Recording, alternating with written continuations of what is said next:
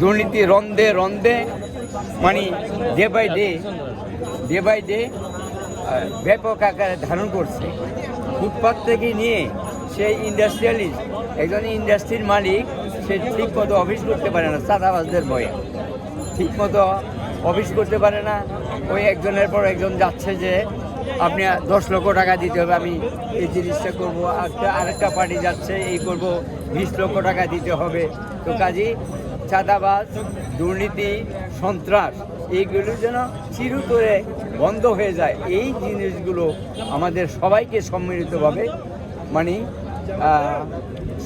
সরকারের কাছে এবং বিরোধী দলের কাছে, যিনি বিরোধী দলের প্রধান হতে যাচ্ছেন ডাক্তার শফিকুর রহমান সাহেব, ওনাদের কাছে আবেদন থাকবে। আমি দেশবাসীর পক্ষ হয়ে এই আবেদনটুকু করছি। পাঞ্জাবের জগতে একটি বিশ্বস্ত নাম শাবাব এথনিক ওয়্যার।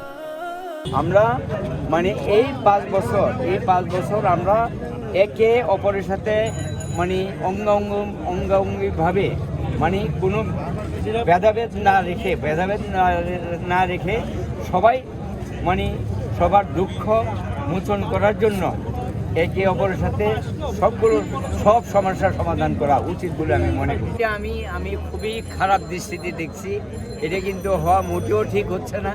হ্যাঁ, মনে করেন আমি দুর্বল, হ্যাঁ, দুর্বলের প্রতি সবলের অত্যাচার, নির্যাতন, এই যে হানাহানি হচ্ছে, মানে মারামারি হচ্ছে, এটা কোনোভাবেই কামনা করছি না।